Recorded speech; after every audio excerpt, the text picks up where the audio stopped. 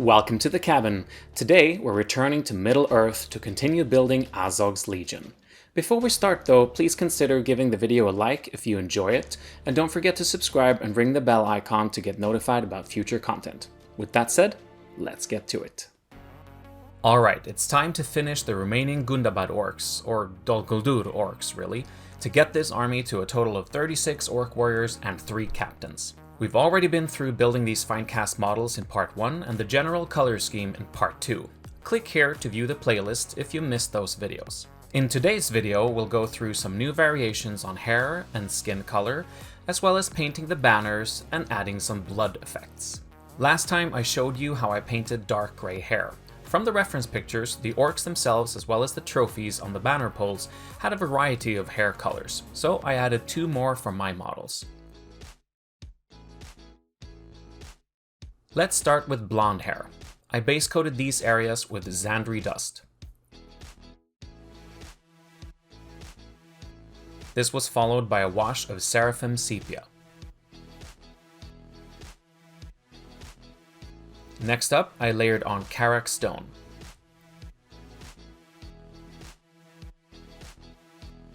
Finally, I used Ushapti bone as a highlight. For brown hair, I used Gorthor brown as a base coat. After that, I applied a wash of Agrax Earthshade. Then I layered on Baneblade brown.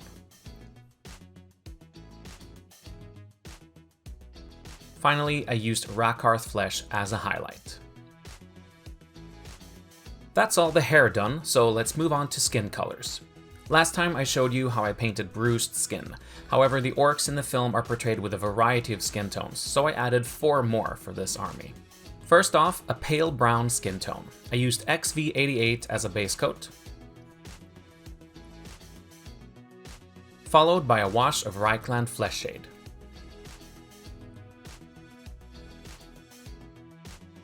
Following this, I layered on Talorn sand. Lastly, I used Ushapti bone as a highlight. I also wanted a darker reddish-brown skin color. For this, I used a 50-50 mix of Thondia brown and Doombull brown as a base coat. For the wash, I used Agrax Earthshade. I then layered on pure Doombull brown.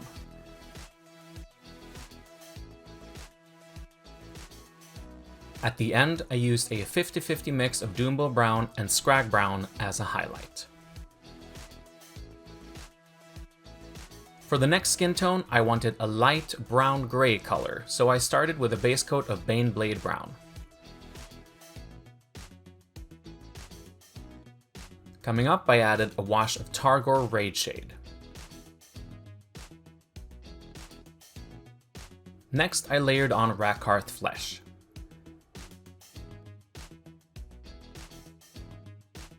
Last but not least, I used a 50-50 mix of Pallid Witch flesh and Rakarth flesh as a highlight.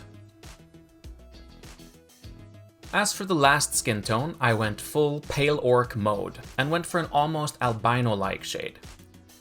I chose Ulthun Grey as a base coat. Afterwards, I applied a wash of Targor Rage Shade. Once dried, I layered on Pallid Witch flesh. To finish it off, I used White Scar as a highlight.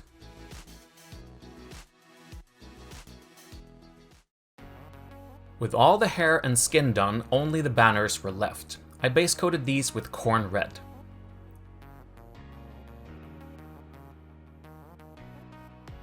In the film, the banners have different symbols painted on them. From my reference pictures, I could identify 6 different designs. I started by drawing these on paper with a pencil to get a feel for the shapes. I chose to use 3 of them, 1 for each of my banners. Using Wraithbone, I traced out the general shape in the middle of each banner, adjusting where necessary.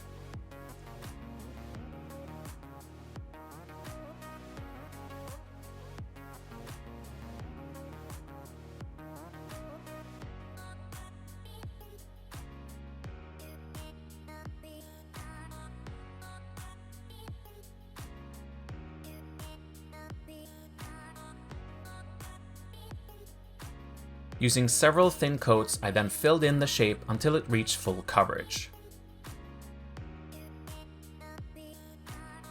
I also went back to corn red to adjust the shape if I needed to. It's basically a back and forth between these colors until you're happy.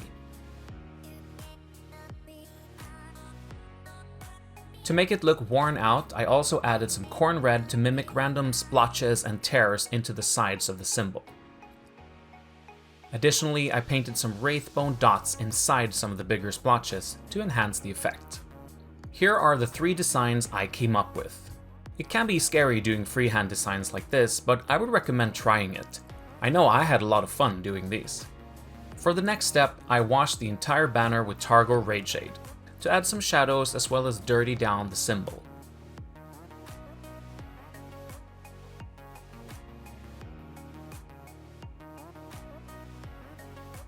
I then applied Wraithbone as a layer to the symbol, to bring back some definition.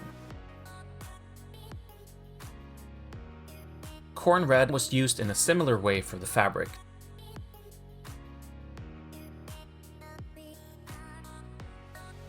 Moreover, I used pallid witch flesh to highlight the symbol. At last, I used Wazdaka red as a highlight for the fabric. Speaking of the banners, I also decided to add variation by gluing on some additional skulls on the top of 2 of them. I got these bits from the Forge World banner poles as well as the Dol Guldur terrain kit.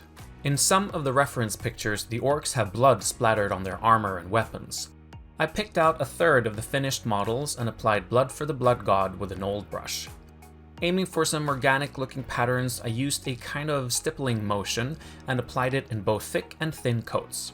It's important to not overdo it, so I concentrated on just shields, weapons, and armor plates for the models I picked out. With that, all my orcs were completed. It's very satisfying to see all 39 of them together on the tabletop. I think it was a good idea to batch paint these, but also to not do all of them at once. I'm kind of a slow painter, and with almost 40 models, I think I would have lost interest with such slow progress. It's certainly efficient to batch paint miniatures, but it's also important to have fun and to be rewarded by moving forward at a good pace. There's nothing quite like the feeling of seeing an army of miniatures that you've painted yourself. When I look back at the grey sprues I had at the beginning, it's satisfying to see what they've now become. I'm also happy that there are no duplicate models in this army.